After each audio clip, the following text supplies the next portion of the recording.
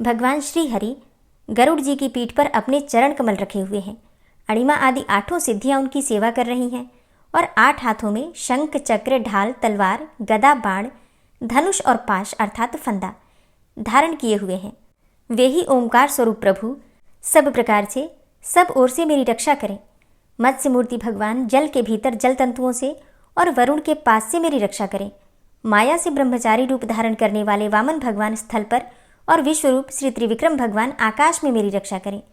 जिनके घोर अट्टहास करने पर सब दिशाएं गूंज उठी थी और दैत्य पत्नियों के गर्भ गिर गए थे, वे दैत्य युद्धपतियों के शत्रु भगवान नृसिंह किले, जंगल, रणभूमि आदि विकट स्थानों में मेरी रक्षा करें। अपनी दाढ़ों पर पृथ्वी को उठा लेने वाले यज्ञ मूर्ति वाराह भगवान मार्ग में, परशुराम जी पर्वतों के शिखरों पर और लक्ष्मण जी के सहित भरत के बड़े भाई भगवान रामचंद्र प्रवास के समय मेरी रक्षा करें। भगवान नारायण मारण, मोहन आदि भयंकर अभिचारों और सब प्रकार के प्रमादों से मेरी रक्षा करें। ऋषि श्रेष्ठ नर गर्व से, योगेश्वर भगवान दत्तात्रेय योग के विघ्नों से और त्रिगुणाधिपति भगवान कपिल कर्म बंधन से मेरी रक्षा करें। परम ऋषि सनत कुमार कामदेव से, हयग्रीव भगवान मार्ग में चलते समय देव मूर्तियों को नमस्कार आदि न करने के अपराध से और देवर्षि नारद सेवा अपराधों से और भगवान कच्छप सब प्रकार के नरकों से मेरी रक्षा करें। भगवान धन्वंतरी कुपथ्य से, जितेंद्र भगवान ऋषभदेव सुख दुख आदि भयदायक द्वंद्वों से, यज्ञ भगवान लोकापवाद से और बलराम जी मनुष्यकृत कष्टों से और श्री शेष जी क्रोधवश नामक सर्पों के गणों से मेरी रक्षा करें। भगवान श्री कृष्ण द्वैपायन व्यास जी अज्ञान से तथा बुद्धदेव पाखंडियों से और प्रमाद से मेरी रक्षा करें। धर्म रक्षा करने वाले महान अवतार धारण करने वाले भगवान कल्कि पाप बहुल कलिकाल के दोषों से मेरी रक्षा करें। प्रातःकाल भगवान केशव अपनी गदा लेकर, कुछ दिन चढ़ जाने पर भगवान गोविंद अपनी बांसुरी लेकर और दोपहर के पहले भगवान नारायण अपनी तीक्ष्ण शक्ति लेकर और दोपहर को भगवान विष्णु चक्रराज सुदर्शन लेकर मेरी रक्षा करें।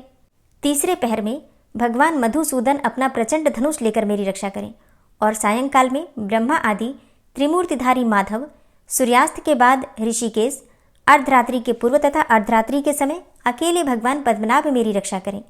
रात्रि के पिछले प्रहर में श्रीवत्स लांछन श्री हरि, उषा काल में खड्गधारी भगवान जनार्दन और सूर्योदय से पूर्व श्री दामोदर और संपूर्ण संध्याओं में काल मूर्ति भगवान विश्वेश्वर मेरी रक्षा करें।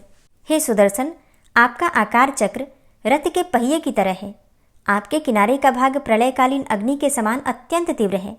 आप भगवान की प्रेरणा से सबोर घूमते रहते हैं। जैसे आग वायु की सहायता से सूखे घास फूस जला डालती है, वैसे ही आप हमारी शत्रु सेना को शीघ्र से जला दीजिए। हे कौमुद की गदा, आपसे छूटने वाली चिंगारियों का स्पर्श वज्र के समान असह्य है। आप भगवान अजित की प्रिया हैं और मैं उनका सेवक हूँ। इसलिए आप कुष्मांड, विनायक, यक्ष, राक्षस, भूत और प्रेत आदि ग्रहों को अभी कुचल डालिए तथा मेरे शत्रुओं को चूर चूर कर दीजिए। हे शंखश्रेष्ठ, आप भगवान श्री कृष्ण के फूंकने से भयंकर शब्द करके मेरे शत्रुओं का दिल दहला दीजिए एवं यातुधान, प्रमथ, प्रेत, मातृका, पिशाच तथा ब्रह्म राक्षस आदि भयावने प्राणियों को यहाँ से तुरंत भगा दीजिए। भगवान की श्रेष्ठ तलवार, आपकी धार बहुत तीक्ष्ण है। आप भगवान की प्रेरणा से मेरे शत्रुओं को छिन्न भिन्न कर दीजिए। भगवान की प्यारी ढाल, आप में सैकड़ों चंद्राकार मंडल है। आप पाप दृष्टि पापात्मा शत्रुओं की आंखें बंद कर दीजिए और उन्हें सदा के लिए अंधा बना दीजिए।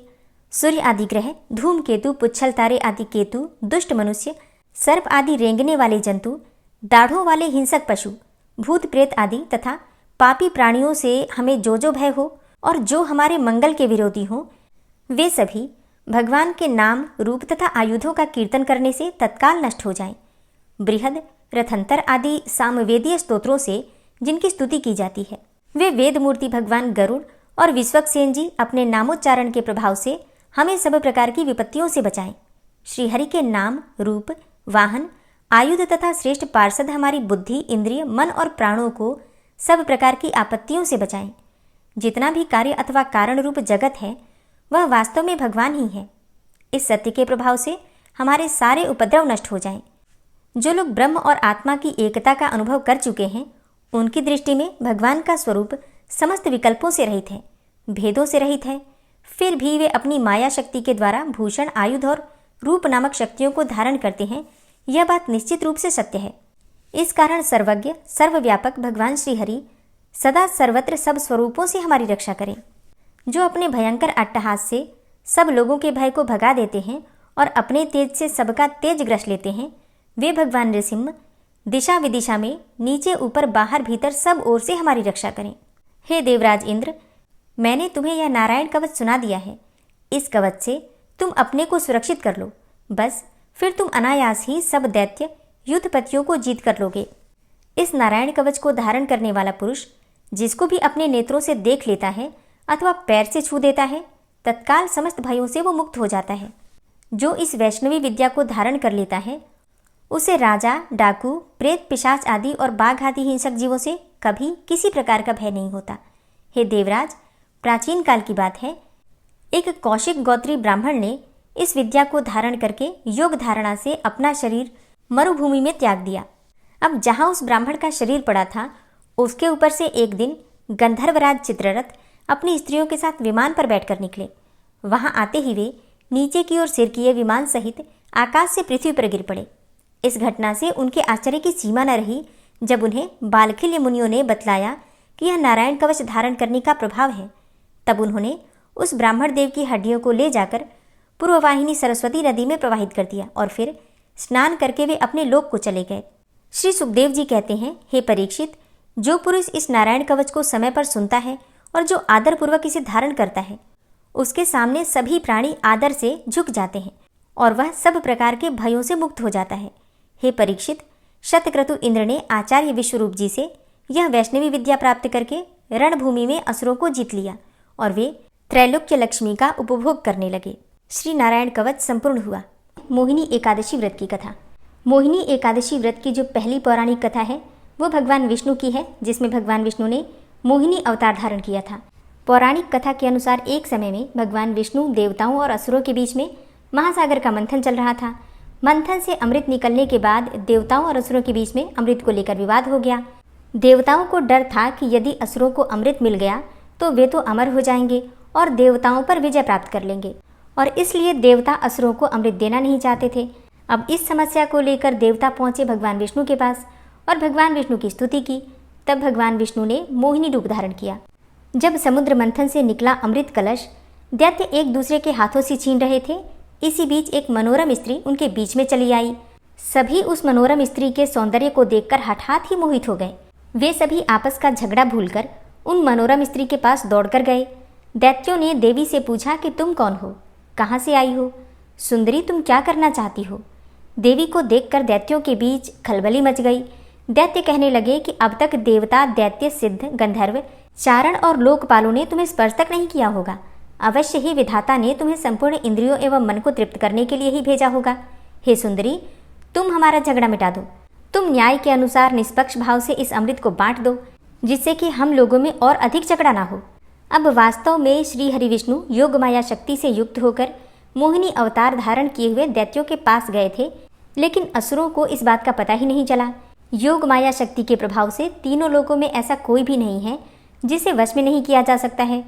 यही योग माया शक्ति आदि शक्ति है। दैत्यों की प्रार्थना पर तीनों लोगों को मोहित करने में समर्थ मोहिनी देवी ने दैत्यों से हंसकर कहा कि मैं तो माया हूँ तथा आप महर्षि कश्यप की संतान हैं। मुझे न्याय का भार क्यों दे रहे हैं। बुद्धिमान पुरुष को स्वेच्छाचारी स्त्रियों पर कभी विश्वास नहीं करना चाहिए। लेकिन मोहिनी देवी की परिहास भरी वाणी दैत्यों को और अधिक आश्वस्त कर गई और उन्होंने अमृत से भरा हुआ कलश उनके हाथों में दे दिया।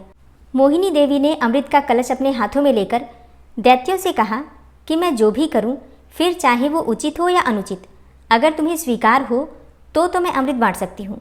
उनकी मोहयुक्त मीठी बातें सुनकर सभी दैत्य मोहिनी देवी के प्रस्ताव पर सहमत हो गए। मोहिनी देवी ने अगले दिन अमृत पान करने की सलाह दी।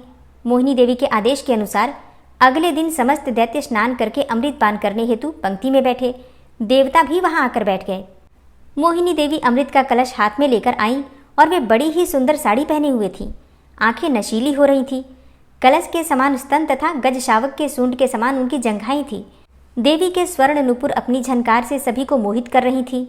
सुंदर कानों में कुंडल थे तथा उनकी नासिका, कपोल तथा मुखारविंद बहुत ही मनोरम थे। बाद में भगवान के इसी मोहिनी अवतार ने देवों को अमृत पान कराया और दैत्यों के साथ छल किया। मोहिनी ने पहले तो असुरों को अपनी मोह माया के जाल में फंसाया, फिर धीरे से सारा अमृत देवताओं को पिला दिया। इससे देवताओं ने अमृत प्राप्त किया और फिर देवताओं और दानवों में जब युद्ध हुआ तो दानव परास्त हो गए और देवता जीत गए। उधर भगवान शिव ने जब सुना कि श्रीहरि ने दैत्यों को मोहित कर देवताओं को अमृत पिलाने के लिए स्त्री का रूप धारण किया था, तो वे उस स्थान पर गए जहाँ भगवान श्रीहरि निवास करते थे। वहां जाकर भगवान शिव ने श्रीहरि की स्तुति और वंदना की। उनकी स्तुति और वंदना से प्रसन्न होकर भगवान श्रीहरि ने शिव जी को दैत्यों को मोहित करने वाले मोहिनी रूप का दर्शन करवाया। अब तो एकाएक ही भगवान शिव जी एक रंग बिरंगे फूलों से भरे हुए उपवन में पहुंच गए। वहां उन्होंने बड़े ही सुंदर परिधान पहने, कमर में करधनी पहने एक सुंदर स्त्री को क्रीड़ा करते हुए देखा। उन देवी ने लज्जा भाव से मुस्कुराकर तिरछी नजर से शिव जी की ओर देखा। बस फिर क्या था, कामदेव को भस्म करने वाले भगवान शंकर का मन उनके हाथों से निकल गया। वे मोहिनी देवी को निहारने लगे। उनकी चितवन के रस में डूबकर शिव जी इतने भावातुर हो गए कि उन्हें अपने आप की भी सुध बुध न रही। जहाँ भगवान शंकर की मोहिनी देवी पर आंखें लग जाती थीं, लगी ही रहती थी तथा उनका मन वहीं रमण करने लगता था। वे मोहिनी देवी के प्रति अत्यंत आकृष्ट हो गए थे। उन्हें मोहिनी भी अपने प्रति आसक्त जान पड़ती थी। उनके हाव भाव से शिव जी का विवेक शून्य हो गया था तथा वे कामातुर हो गए थे। अपने वैरी कामदेव से मानो परास्त होकर महादेव जी विष्णु के मायामय मोहिनी रूप को जानकर भी पीछे पीछे दौड़ने लगे। पार्वती जी का ख्याल त्याग कर शंकर मोहिनी के पीछे लग गए। उन्होंने उन्मत्त होकर मोहिनी के केश पकड़ लिए, लेकिन मोहिनी अपने केशों को छुड़वाकर फिर वहां से चल दी। अब शंकर फिर उसके पीछे पीछे ही दौड़ने लगे। तत्पश्चात यह माया है ऐसा जानकर भगवान शंकर अपने स्वरूप में स्थित हुए। शास्त्रों में भगवान विष्णु के इस मोहिनी अवतार में मोहिनी स्वरूप के बारे में ऐसा कहा जाता है कि ऐसी स्त्री न तो इससे पहले कभी हुई थी न आगे कभी होगी, जिस रूप को भगवान विष्णु ने धारण किया था। भगवान विष्णु ने जिस दिन मोहिनी अवतार धारण किया था वो दिन था वैशाख मास की शुक्ल पक्ष की एकादशी तिथि, और इसलिए इस एकादशी पर भगवान विष्णु के मोहिनी अवतार की पूजा की जाती है। मोहिनी रूप भगवान विष्णु की शक्ति और बुद्धि का प्रतीक है। यह रूप भगवान विष्णु के विभिन्न लीलाओं का प्रदर्शन करता है जो संसार की रक्षा करते हैं। मोहिनी रूप स्त्री शक्ति का भी प्रतीक है। मोहिनी एकादशी के दिन भगवान विष्णु के मोहिनी रूप की पूजा करने से समस्त प्रकार के पापों का नाश हो जाता है। भगवान विष्णु की असीम कृपा की प्राप्ति होती है और इस एकादशी के उपवास से मोह के बंधन समाप्त हो जाते हैं। शास्त्रों के अनुसार जो व्यक्ति विधि विधान से भगवान विष्णु की साधना करते हुए मोहिनी एकादशी का व्रत और रात्रि जागरण करते हैं, ऐसे मनुष्यों को वर्षों की तपस्या के बराबर पुण्यफल प्राप्त होता है। और अब आप सुनेंगे मोहिनी एकादशी की दूसरी कथा। धर्मराज युधिष्ठिर ने कहा, हे भगवान, मैं आपको नमस्कार करता हूँ। हे भगवान, आपने वैशाख मास की कृष्ण पक्ष की एकादशी अर्थात वरुथिनी एकादशी के बारे में विस्तार पूर्वक बतलाया।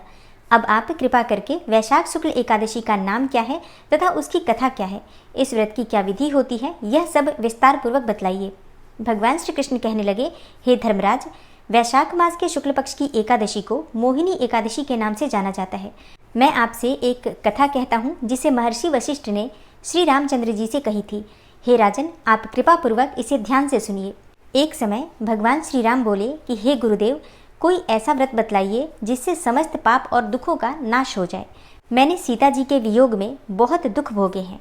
महर्षि वशिष्ठ बोले, हे राम, आपने बहुत सुंदर प्रश्न किया है। आपकी बुद्धि अत्यंत शुद्ध तथा पवित्र है। यद्यपि आपका नाम स्मरण करने से मनुष्य पवित्र और शुद्ध हो जाता है, तब भी लोकहित में यह प्रश्न अच्छा है। वैशाख मास में जो एकादशी आती है उसका नाम मोहिनी एकादशी है।